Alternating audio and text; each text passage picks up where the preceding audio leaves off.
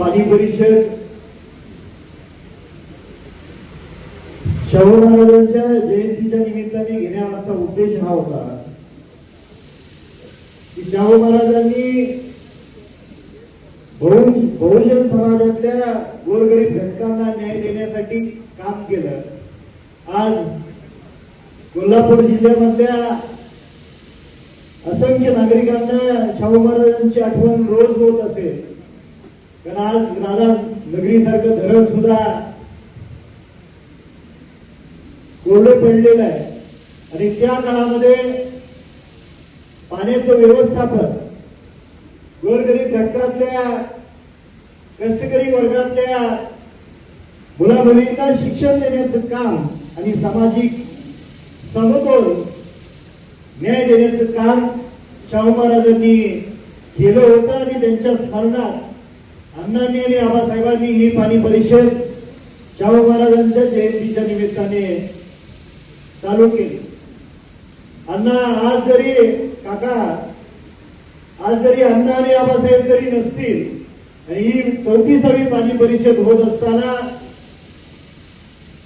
त्याच्या अगोदर एक नागरिकता पाणी परिषद झाली होती.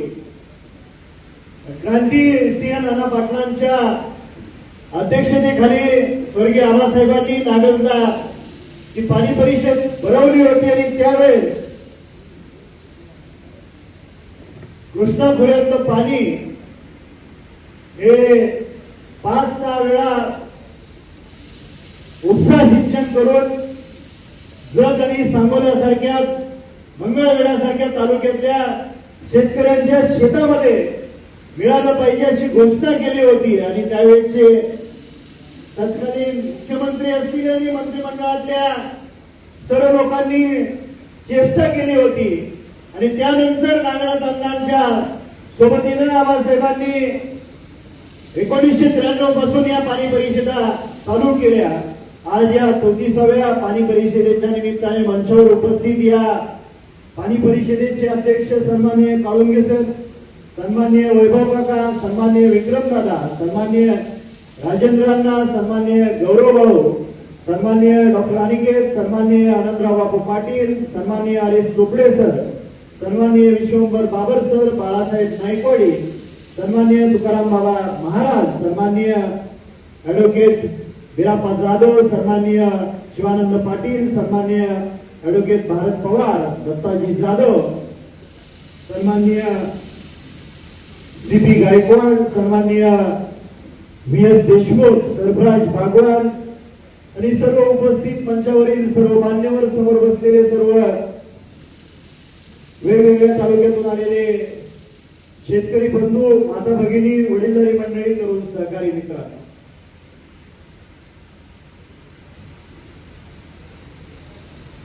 मागच्या 1.5 वर्षाच्या कार्यकाळामध्ये मी लोकप्रतिनिधी म्हणून निवडून आल्यानंतर मागच्या 3-4 अधिवेशनामध्ये जे काही सांगोला तालुक्यातल्या ज्या काही योजना आहेत, मग ती राजवाडीची असेल, नीरा देवधर असेल, टेंबू म्हैसाळ असेल किंवा सांगोला उपसा सिंचन योजना असेल, काका आबासाहेब हयात असेपर्यंत सांगोला उपसा सिंचनची मान्यता मिळाली. आणि मी आमदार झाल्यानंतर पहिल्या 6 महिन्यामध्ये त्याचं उद्घाटन झालं. 2 टप्प्यामध्ये सांगोला उपसा सिंचन योजना आहे. पहिल्या टप्प्याचं काम चालू आहे. दुसऱ्या टप्प्यामध्ये पुढच्या काही महिन्यामध्ये 100-125 कोटी रुपये आपल्याला शासन देणार आहे. आणि त्या अगोदर टेंबू आणि म्हैसाळची योजना अस्तित्वात आली. आता समाधान मला नाहीत, पण त्यांनी भाषणामध्ये सांगितलं आणि विक्रमदादांनी सुद्धा सांगितलं की या म्हैसाळचं पाणी सांगोला असेल, त्यानंतर मंगळवेढा आणि जत पर्यंत पोहोचलं. हे 1993 साली ज्यावेळेस अण्णांनी आणि आबासाहेबांनी घोषणा केली त्यावेळेस बऱ्याचशा मंडळींना हे स्वप्नवत वाटत होतं. आज ते अस्तित्वात उतरते.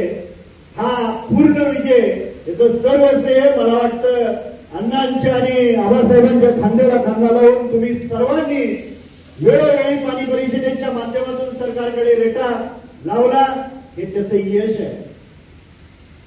आज मीरा देवधरचं पाणी आमच्या तालुक्यात येते. आता नंबर 4 आणि 5 ला यावर्षी पाणी मिळू शकलं नाही. त्याचं कारण आहे धरणाचं पाणी पिण्याच्या पाण्यासाठी आरक्षित करावं लागलं. पण हे 8 महिने पाणी सांगोला तालुक्यातल्या फाटा नंबर 4 आणि 5 साठी. पण आज असं आपण या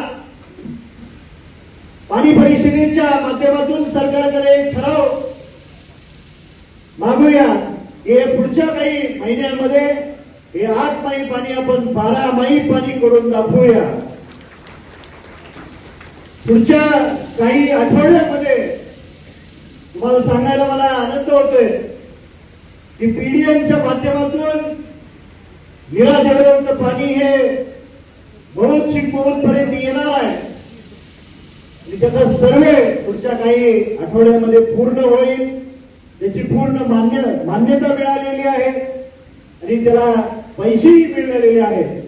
निश्चितपणे भविष्य काळामध्ये मीरा देवधरचं पाणी पीडीएमच्या माध्यमातून पर्यंत येईल आणि तिथून पुढच्या काही महिन्यांमध्ये 4 नंबर फाटा हा पूर्ण पीडीएमच्या माध्यमातून पाणी शेतकऱ्यांच्या बांधापर्यंत नेण्याचा आपल्या सर्वांचा तो निश्चय आहे. आणि त्याच्यासाठी आज आपण या पाणी संघर्ष चळवळीच्या परिषदेच्या माध्यमातून सरकारकडे हा ठराव करूया की लवकरात लवकर मीरा देवधरचं पाणी पीडीएम म्हणजे पाईपलाईनच्या माध्यमातून सांगोला तालुक्याला मिळण्यासाठी सरकारने लवकरात लवकर निधी उपलब्ध करून द्यावा. त्याचबरोबर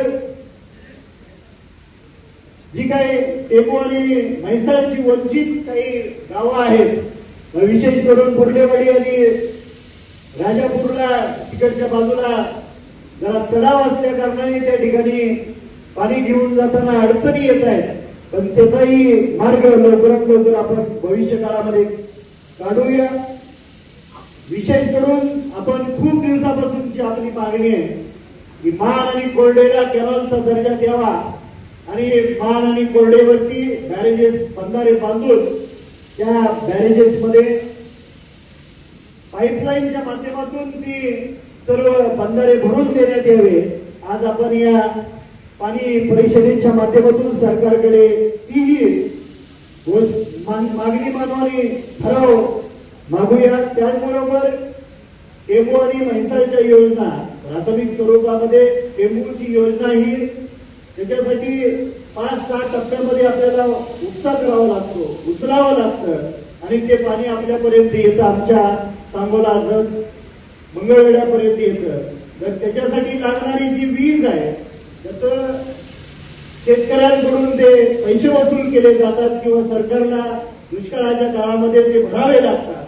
तर याच्यासाठी ती पूर्ण टेंबू आणि म्हैसाळची योजना ही सौर ऊर्जेवरती आपल्याला करून देण्याचा हा ठराव आपण पाणी परिषदेच्या माध्यमातून सरकारकडे करूया. त्याचबरोबर आता समाधानदारांनी त्याच्याकडे थोडं लक्ष वेधलं की यावर्षी एल निनोचा प्रभाव हा जगभरात आहे आणि जगभरात असल्या कारणाने कोल्हापूर जिल्ह्यातली जी